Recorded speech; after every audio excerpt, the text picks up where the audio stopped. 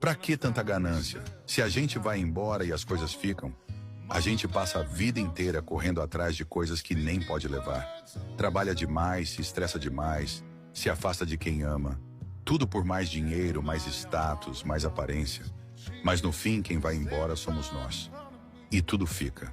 Fica a casa, fica o carro, ficam as roupas no armário. Mas também ficam as palavras que dissemos e as que deixamos de dizer. Ficam as mágoas que causamos e o amor que deixamos de demonstrar. Quantas vezes deixamos um abraço para depois?